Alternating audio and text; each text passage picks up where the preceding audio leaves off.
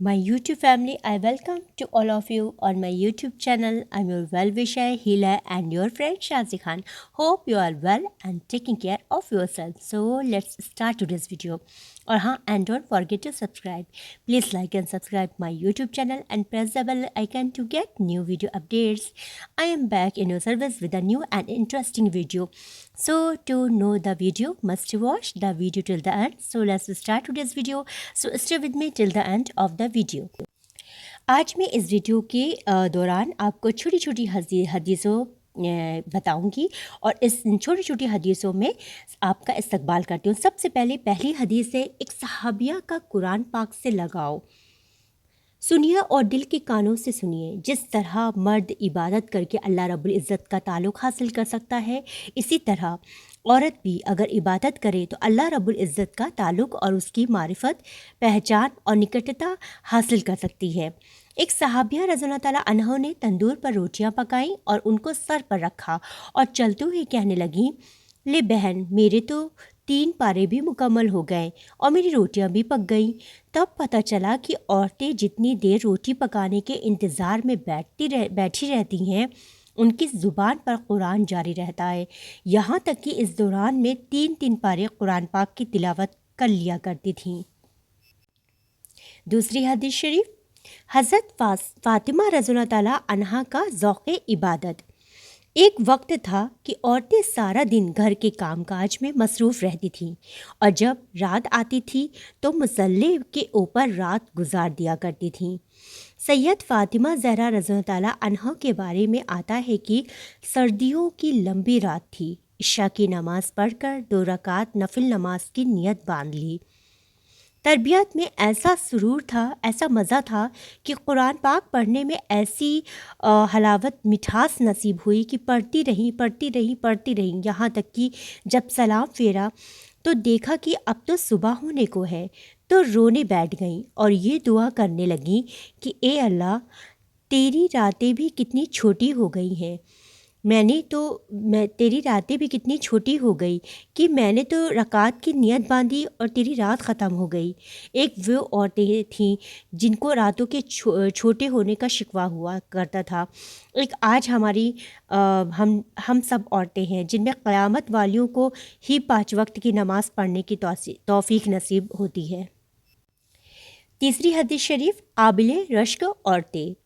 एक वक्त था कि जब शौहर तिजारत के लिए घर से निकला करते थे और उनकी बीवियां मुसल्ले पर बैठकर चाश्ते की नमाज़ें पढ़ा करती थीं। उनकी बीवियां अपने दामन फैलाकर अल्लाह से दुआएं मांगती थीं, ए अल्लाह, मेरा मियाँ इस वक्त हलाल रिज़्क़ के लिए मेहनत करने के लिए घर से निकल पड़ा है। उसके रिज़्क़ में बरकत अता फ़रमा, उसकी सेहत में बरकत अता फ़रमा, उसके काम में बरकत अता फ़रमा। औरत रो रो कर दुआ मांग रही होती थीं। अल्लाह ताला मर्द के काम में बरकत दे देते थे। कहाँ गईं वो औरतें जो घर में बैठकर अपने शौहरों की तिजारत में बरकत के लिए यूँ दुआ करती थीं। इस तरफ हमारी तवज्जो होती ही नहीं है। कभी गिले कर रही होती हैं, कभी शिकवे कर रही होती हैं। साहिब दुआ करें, हमारे रिज़्क़ में बरकत नहीं है। चौथी हदीस, मुसलमान औरत घर की जीनत। मुसलमान मुआशरे यानी समाज यानी सोसाइटी में औरत घर की मालिका यानी रानी का दर्जा रखती है। लिहाजा घर के माहौल का दारोमदार औरत की दीनदारी पर निर्भर करता है। औरतें अगर नेक तरबियत की होंगी तो बच्चों को भी दीनी रंग से रंग देंगी। बस मुसलमान लड़कियों और औरतों की दीनी तालीम और अखलाकी तरबियत पर ख़ास तौर पर मेहनत की ज़रूरत है। किसी ने सच कहा है, मर्द पढ़ा, फ़र्द पढ़ा, औरत पढ़ी, ख़ानदान पढ़ा। किसी अंग्रेज़ बुद्धिजीवी का कॉल है कि तुम मुझे अच्छी माएँ दो तो मैं तुम्हें अच्छी कौम दूंगा।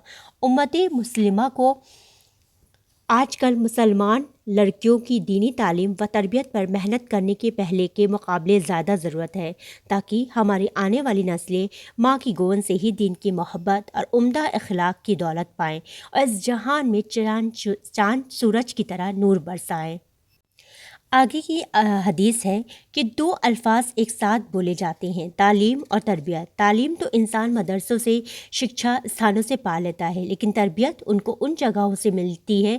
ان کے لیے اسے کچھ شخصیتوں کی خدمت میں رہنا پڑتا ہے جو انسانوں کو انسان بنانے کا کام کرتی ہے۔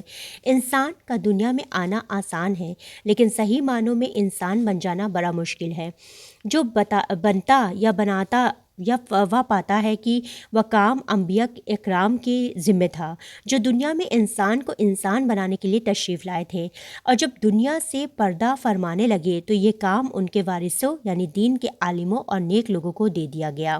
اب قیامت تک ایسے افراد نسبت کا نور دل میں لیے ہوئے تربیت کا کام کرتے رہیں گے۔ یہ لوگ دیکھنے میں ایک فرد نظر آئیں گے، مگر حقیقت میں ایک جماعت سے بھی زیادہ وزنی ہوں گے۔ جیسے اللہ تعالیٰ فرماتے ہیں کہ اِنَّ ابراہیم کانا امتا، یعنی ابراہیم تو ایک امت تھا۔ ایک قرآن مجید میں کتنی وزنی دلیل ہے کہ دیکھنے میں تو ہے کہ فرد، لیکن اللہ کے یہاں امت سے بھی زیادہ وزن رکھتے ہیں۔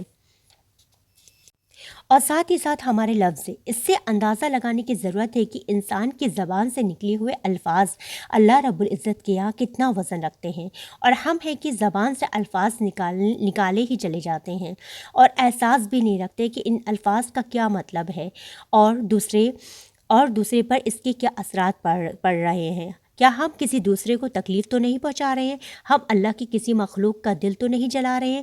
غور کرنا چاہیے کہ ہم اپنی زبان میں ایسی کلمات تو نہیں نکال رہے ہیں جو کفر سے کلمات کہلاتے ہیں۔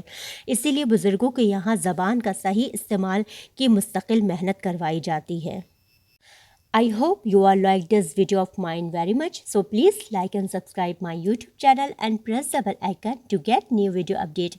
I hope that all of you are getting progress, prosperity in your works and life. May Allah keep you all successful like this. تو ناظرین، یہی تھی میری آج کی ویڈیو۔ امید کرتی ہوں کہ آپ کو بہت پسند آئی ہوگی، اور اگر پسند آئی ہے تو پلیز میرے چینل کو ضرور سبسکرائب کر دیجیے گا، اور کمنٹ سے اپنی قیمتی رائے کا اظہار کرنا مت بھولیے گا، جس سے ہماری بہت حوصلہ افزائی ہوتی ہے۔ شکریہ۔ So now give me permission to say Allah Hafiz. I will be back again with a new video, with a new spirit, with a new day, with a new happiness. Take care of yourself. Remember, be in your prayers. Have a nice day. Allah Hafiz. And don't forget to subscribe. Please like and subscribe my YouTube channel and press the bell icon to get new video updates. Thank you very much. Jazakallah. السلام علیکم ورحمۃ اللہ وبرکاتہ۔